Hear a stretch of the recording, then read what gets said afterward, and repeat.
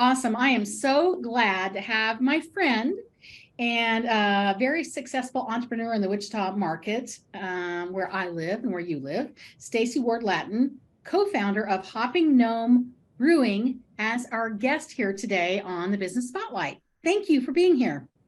Yeah, thanks for having me. You're welcome. I am so excited. It took us a few months, but it's okay, right? Whatever it takes. So I know, yes. People, and I love your background. You've got a lot of your equipment back there, which you're going to tell us a little bit later that you could do tours, which is so exciting. I think people are going to love that. And there's so much more about beer than just having a drink, right? And you know that it's a mystery. It's a mysterious thing that you guys do. You create this amazing product, and I love that. I love that.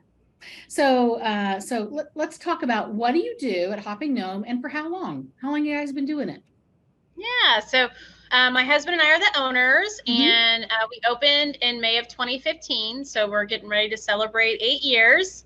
And sometimes it seems like it was just yesterday, and sometimes it seems like it's been a really long time.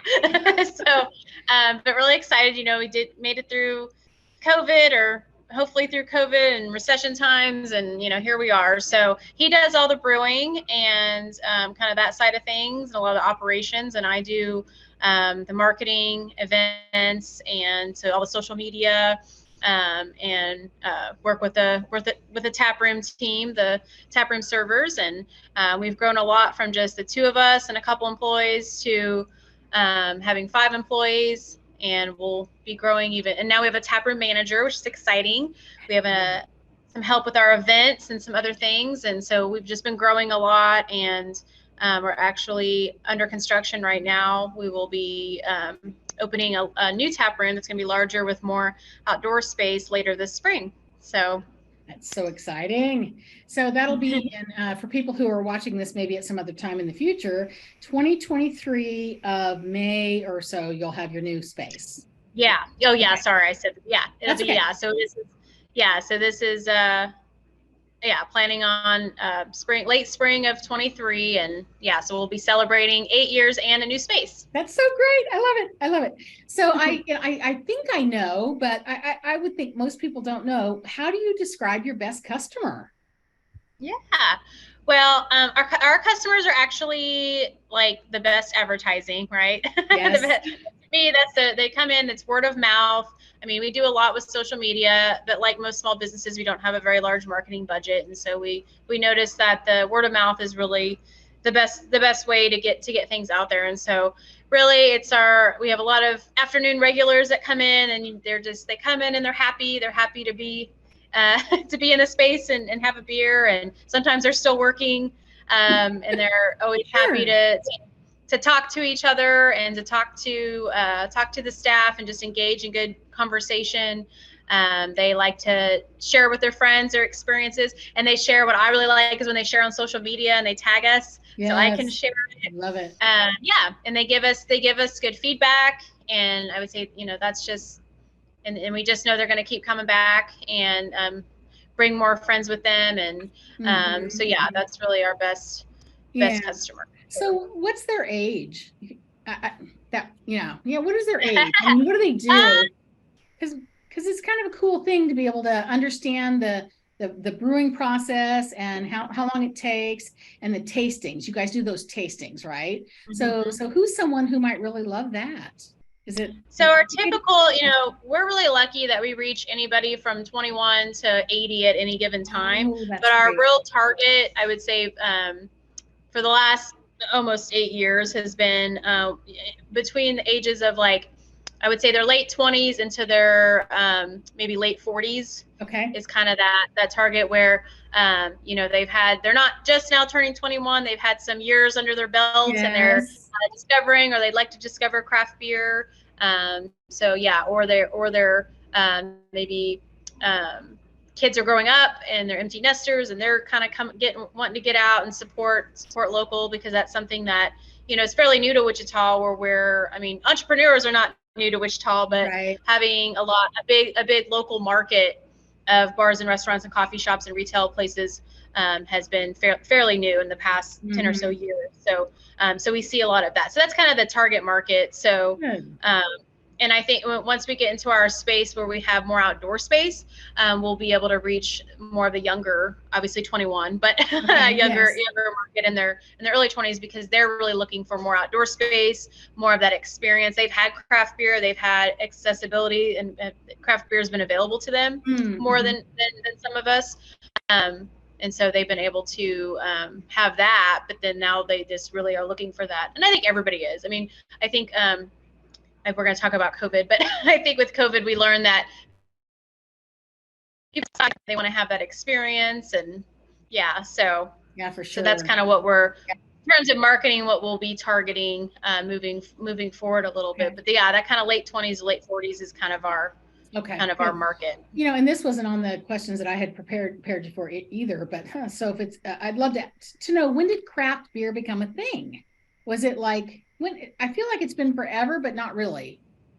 So, I mean, my first experience was probably like Sierra Nevada has been around a while, Boulevard, like late 80s, early 90s is when a lot of that came about. Free State Brewing in Lawrence was the first brewery in Kansas, and they opened, I think the very end of the 80s, late 80s. Okay. Of course, River City Brewing here in Wichita has been open since '93, so they're getting ready to celebrate their 30th. Yes, that's right. So late 80s is kind of when we saw this kind of emergence, but it was mostly packaging and getting out on the market. We didn't really see a lot of the tap rooms and a lot of of course, the beer gardens and the even just the brew pubs with food and everything like we have now, till probably the early 2000s is when we really started seeing that grow everywhere. And then here we were the third brewery to open in Wichita. So Wichita Brewing had been open a couple of years, and so we were the third brewery in Wichita, and then that was 2015, but we were actually the first tap room to open in Wichita, meaning we didn't serve food. So we partnered with food trucks. We relied on people to bring in their own food. And that was something very new to Wichita at the time. Food trucks are very new to Wichita at the time. So that's been, and since then it's just continuing to grow. We're getting more and more breweries, seeing more craft beer around the country, and I'm getting still just a small piece of the market, but we're getting there. Slowly but surely, right? Yeah. So I will ask you now. So we had the pandemic. What actions did you take during the pandemic, and what have remained with your business since then?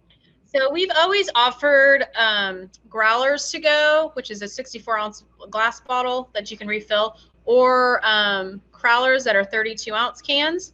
But during the shutdown, we were lucky. We were shut down. The tap room was shut down, but we were able to do to-go beer. So we literally sat at the door, and people could order. So we started offering more sizes and to-go. So we got another canner. It's just a manual canner that we still use that now. So we could do 16-ounce and 12-ounce, like 4-packs and 6-packs. Just more options, because we literally had all this beer, and the only way to get it to people was to can it. We also started online, where people could order the beer online and pick it up, and we continue that now, which is really helpful. It's not used as much now, but it's really helpful during the holidays, or if somebody has like a really big order that they want to get in ahead of time, and we can have it ready for them.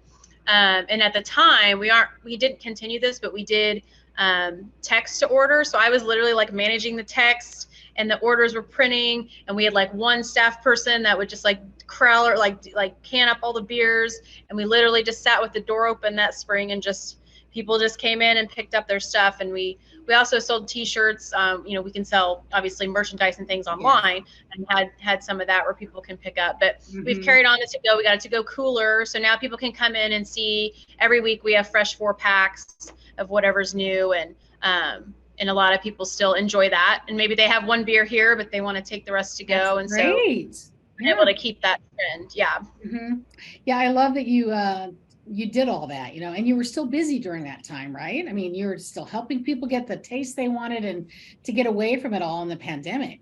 Part of that. And people really came out. People were going to get their local beer. They would go to their local restaurants and get food to go. And people were really coming out to support local. And it was scary, but it was it was definitely, we were just lucky that we were able to do that and we didn't have to be completely closed. Yeah, cool. Good, good. Okay, so you've been doing this for a while now. What's your biggest learning since you've been a business owner? So I'm a planner, Yes, and you I've are. learned that it's good to plan. It's good to have a plan, but knowing that you can't always. I mean, I think we probably learned this a lot. Just anybody in any field, that you have to be able to go with the flow sometimes. And I feel like the more I've um, been in this world, and the more people I manage, and the more activities and the things that we take on and do, that it's okay to go with the flow and have some fun and just hang out and be able to live in the moment. And one thing that I think we learned with COVID is to celebrate the little wins. Oh yeah. That's something had been terrible at. Like I'm always the person that's like, we just got to get through this to get to the next thing.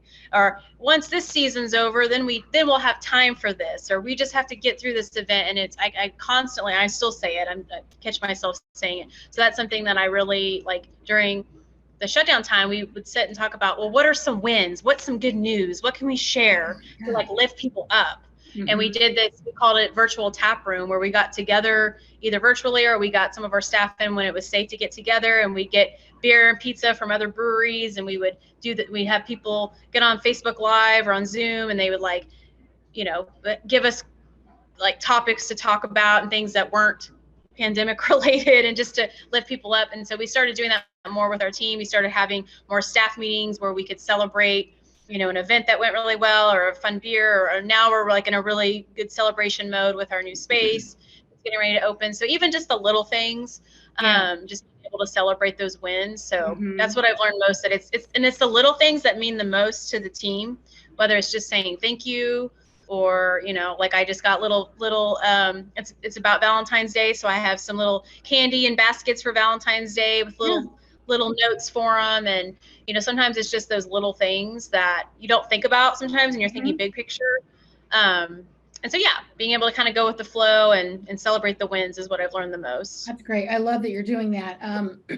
So if you think about celebrating the wins, and you continue to do that, it helps with the attitude and all of that. And how do you think, what do you think that'll be worth to your company to continue to do that? I don't know if you can put a dollar value around it, but I love doing that. You learn something in COVID during a terrible time, that even when it's really, really bad, we have things to celebrate. What's that worth to your business going forward? Is it priceless? Yeah, I think so. I think it's what we've been really lucky, especially in this industry, to not have a lot of turnover. We've always had a very small staff, but we're getting ready to grow that. And it's scary. People aren't this industry, the restaurant and bar industry is struggling to find people to work. They're struggling to find people to stay and do what needs to be done. And so I think just doing these things is what's going to set us apart from other places. And that's what's going to keep everybody going. And because there's still going to be hard time, there's good times, there's still gonna be hard times. So I think it's really priceless. I do too. Thank you for that. That's really awesome. So what do you find most inspiring about your industry? I guess your business is the industry. So what do you find most inspiring about that? So the brewing community in Wichita and in Kansas and a lot of places really is very collaborative. And we really take it to the next level. So a lot of industries will say, oh, we partner with other businesses, or we work together in the community, but they oftentimes are not like partnering with their direct competitors, right? And so even though we're competitors, it's friendly competition. We literally hang out together. We go to other breweries we want to try their beers too. We help each other. We brew beers together. We help each other out if we need some grain. We can go, call somebody down the street. The brewing community is just really tight knit. It's really close, and it's really how we got started. We wouldn't have been able to start. Neither one of us, my husband and I, do not have a business background, and so getting started, we relied heavily on the experience of other breweries in the area to help us out. So at the time, Wichita Brewing had been open for a little while. They helped us get our business plan going. We were, of course, working with the SPA and all the other great resources in the community, but Walnut River and El Dorado was opening right when we were kind of getting started, so that they helped us a ton, and just getting advice and being able to share that. And I think that's what excites me the most. And we get excited. We have like new breweries that have just opened, and we're all rallying together to go visit them. And we have beer events where we just can't wait to just see each other and hang out together. So I think we're always just trying to make our industry better. And we know that when we're all doing well, we can all do better. And so I think that's what you don't see that everywhere. And I think that it would be very difficult if we were more cutthroat and we were, had lots of course, we're not, giving out our recipes, and we all have things that we do differently, but everything is very just collaborative and just community based, and that's just how we do run our business and how we do business. So that's my favorite part. Love it. So have you heard of co-opetition? Yeah, I love that. I feel like that's kind of what it is. We're all competing for customers, but we collaborate about the product and what we do and our passion about it. So it sounds like your guys really have that pegged. That's awesome. Yeah, that's awesome. So what's your favorite business book? Do you have a favorite business book?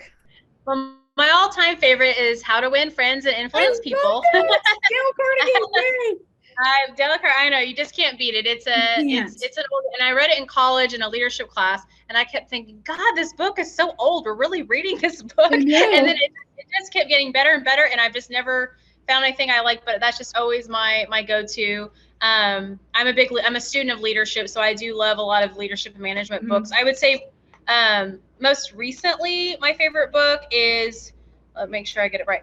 I don't know if I guess it's a business book. It's called Everything is Figureoutable by Marie Forleo. Yes, yeah. I love that. Yeah. I love her. It is. Everything is figureoutable, isn't it?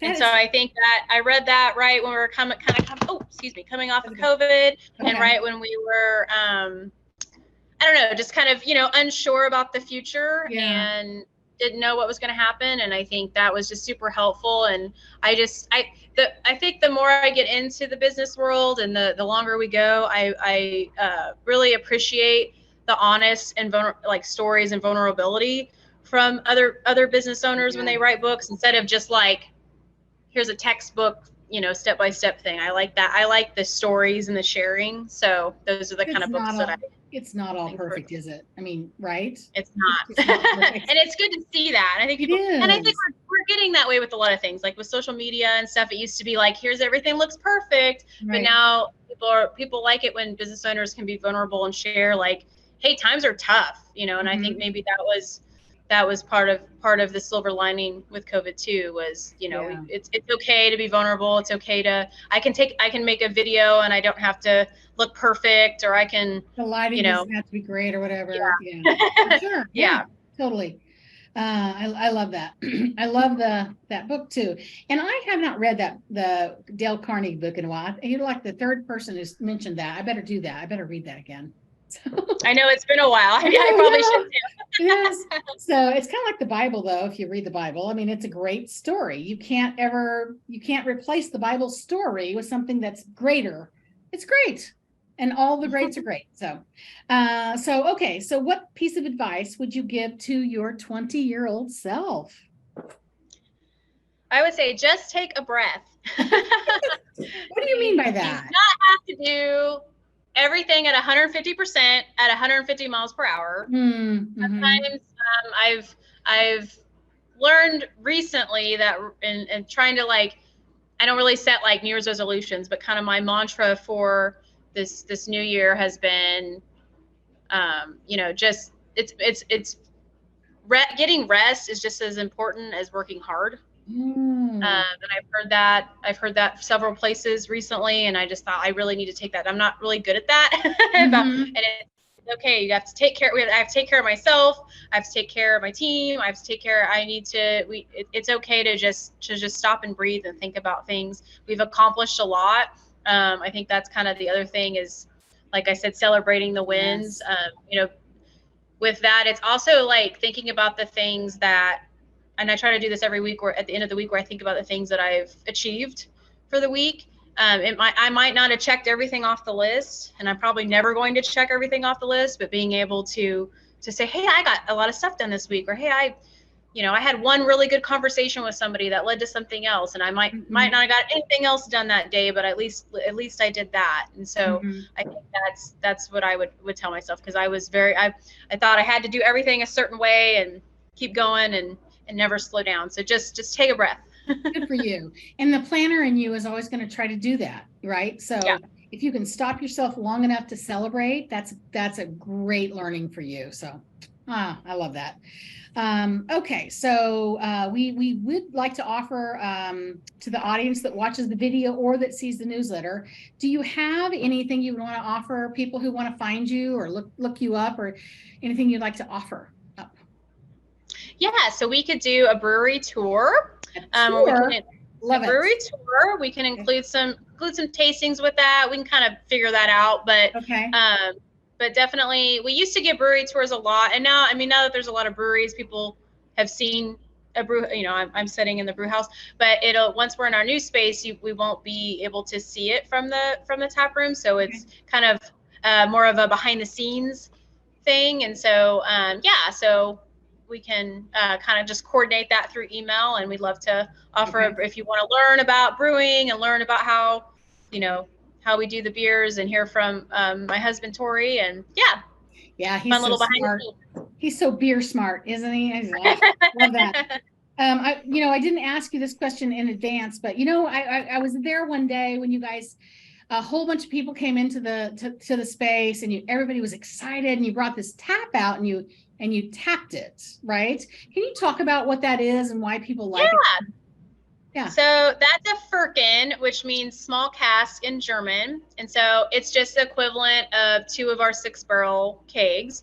And so what we do every month on the 3rd Thursday, we take just one of our beers that's on tap and we add something fun to it. So, and we try to do it, it's kind of like seasonal specific. So we don't normally do a pumpkin beer, but in November, we'll take our amber and add pumpkin spice to it. Or we did like cinnamon for Christmas or whatever, and then we might do like March, we'll take our Irish red, and I think we did like a Bailey's Irish coffee kind of Irish cream thing to it. And when it's gone, it's one night only. So he makes it like ahead of time, usually the day before, and it holds its carbonation for a while, but once you tap it, it won't last. So you actually tap it. Yeah, you tap it with the. I saw you guys tapping it, and everyone's like, yeah, it was so. And so fun. Then you have to drink it that night. So it's kind of a one night only specialty thing, and we call it's the 3rd Thursday of the month, so we call it Thirken Thursday. But yeah, you see these a lot at like Oktoberfest events, because it is like a Volga German thing. So